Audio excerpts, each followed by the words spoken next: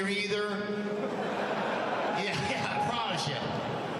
Promise you, this is definitely court ordered. My son, Barron, said, Dad, you got to do an interview with somebody I hadn't heard of. He said, Dad, you got to do an interview with a guy named Theo Vaughn. I said, who the hell is Theo Vaughn? He said, Dad, he's such a big guy, you got to do an interview. Where is Theo? He's around here someplace, I think. Theo, thank you very much. At an air base in Qatar, surprise guest of the president as he addressed U.S. service members. We want to bring in Conservative Partnership Institute VP Rachel Bove, along with SeattleRed.com creator and talk radio host, one of our program's favorite, Jason Rantz. Let's start out with you, Jason. This is quite the...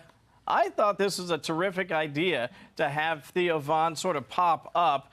This, again, speaks to that reach out to youth, reach out to men voters, but I think more than that, I just think he's popular with the Patriots.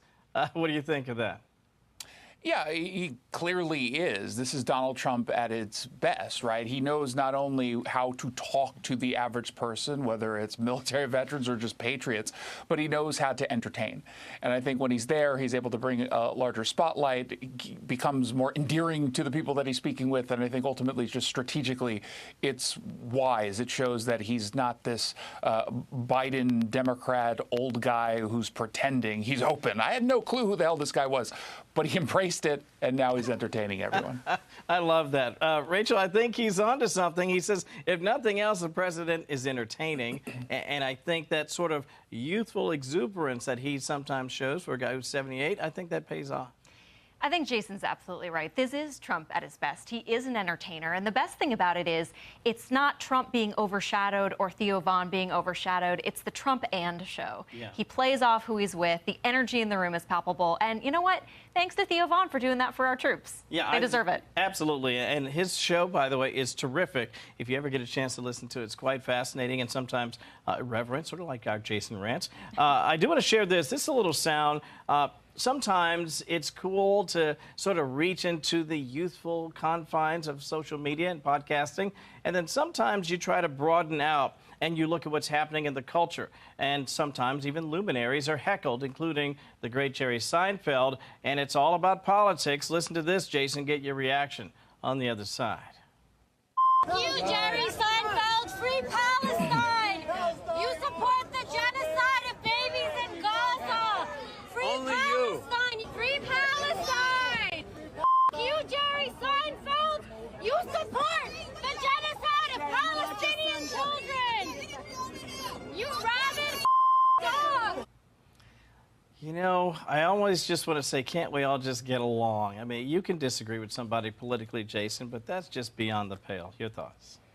Yeah, I don't want to get along with those people. They're anti-Semites. And kudos to Jerry Seinfeld for being unapologetically Jewish, as is absolutely necessary in the face of such hate and such evil that's being perpetuated in the name of heroism and martyrdom. They think what they're doing is heroic when really they're siding with terrorists. And sometimes you just got to mock them, point at them, and laugh. And Jerry Seinfeld has a big enough celebrity that I think other people are starting to get the picture of what we're dealing with here. Yeah, Rachel, I thought the smile said it all for Jerry. Yeah, these people aren't trying to have a serious dialogue about anything, right? This is a serious issue. You could have a serious conversation. But these shouts, these name callings, getting up in your face, it's designed to intimidate. It's designed to, shut you down. The only appropriate reaction at that point is to send the mockery back. Let me ask you, when we talk about the shifting norms in our culture, and sometimes it's easier to sort of have a nice, calm conversation like we're having here tonight, but on occasion, you get out in the real world and people want to slug you or they want to get in your face. Where did all this begin? I just wonder why we're dealing with this.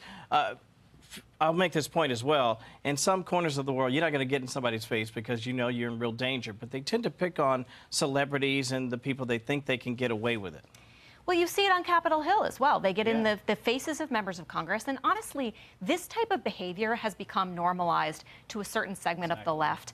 And it really has become a progressive fetish, right? If you're progressive, it's expected that you do this and that screaming in people's faces is somehow how you get your point across. But it's to your point, not constructive at all. And you're just intimidating and trying to silence people. It's un-American in its ferocity. Absolutely. right? Protesting as Americans, screaming and getting in people's faces to intimidate is not. 15 seconds, Jason, wrap us up. Yeah. Unfortunately, progressives are broken. These are broken people. And the only thing they know how to do is yell and scream and shout and do whatever they can to act like recalcitrant kids, because they can't win any of these arguments. And when you can't win an argument and you're really opinionated, you can be really dangerous. Yeah, and that's literally what we have seen all too often. Jason Rance, Rachel Bovard, thank you both. Appreciate your time tonight. Bovard.